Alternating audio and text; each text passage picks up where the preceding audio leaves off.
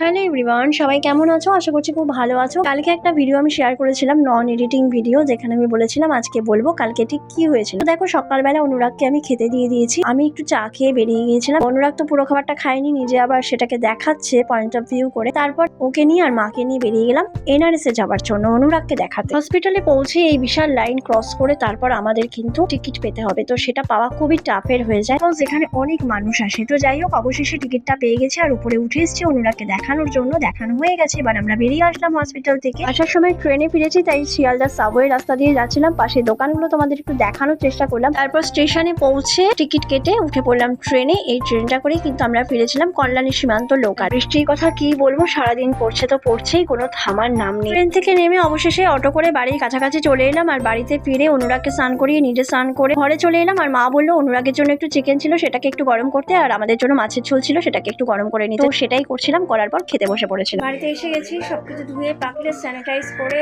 জামা কাপড় ধুয়ে পরিষ্কার হয়ে ঘরে ঢুকে পড়েছি। এবার খাওয়া দাওয়া করে নেবো, তারপর পরে কথা হচ্ছে।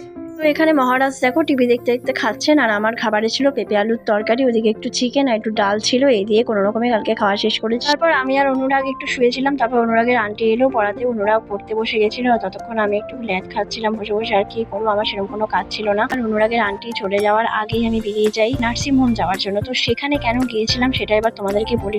একই দিনে নার্সিং হোম আবার হসপিটাল দুটো কেন যেতে হলো, তার কারণ হচ্ছে হসপিটাল থেকে ডক্টর যে ওষুধগুলো দিয়েছিল সেটা আমি আবার অনুরাগকে ছোট থেকে যেই ডক্টর দেখেন পেডিয়াট্রিশিয়ান, তাকে দেখাতে গিয়েছিলাম। কারণ অনুরাগের ব্রন হিস্ট্রি এতটাই ডিফিকাল্টিস ডেঞ্জারাস যে স্যারকে না দেখানো অব্দি, এই স্যার কোনো ওষুধ সাজেস্ট না করলে আমি ভরসা করে খাওয়াতে পারি না। এই কারণেই কালকে একদিনে হসপিটাল আবার বিকেলে নার্সিং হোম, দুটো জায়গায় আমাকে যেতে হয়েছিল। আসলে আমার প্রেগনেন্সি জার্নিটা যেমন একদম এক্সেপশনাল, কোটিতে একটা হয়, সেরকমই অনুরাগের ব্রন হিস্ট্রিটাও একদম এক্সেপশনাল। এটা মানে হয়ই না, এমনই মিরাকল একটা স্টোরি, মানে রিয়েল স্টোরি আর কি। তোমরা যদি আমার প্রেগনেন্সি জার্নি এবং অনুরাগের ব্রন হিস্ট্রিটা জানতে চাও, প্লিজ কমেন্ট করো, অবশ্যই তোমাদের জানাবো। একটা কথা তোমাদের বলতে পারি, এরকম pregnancy journey I am sure তোমরা আগে কখনো শোনোনি। তো চলো, হসপিটাল আর নার্সিং হোম যাওয়ার কারণটা তোমাদের জানিয়ে দিলাম। আর বাড়িতে ফিরে ডিনার করে আমার একটা ওষুধ যেটা আমাকে বাঁচিয়ে রেখেছে সেটা খেয়ে আমি কিন্তু শুয়ে পড়েছিলাম অনুরাগকে সাথে নিয়ে। তো চলো, আজকের মতো টাটা, তোমরা সবাই ভালো থেকো, দেখা হবে পরের ভিডিওতে।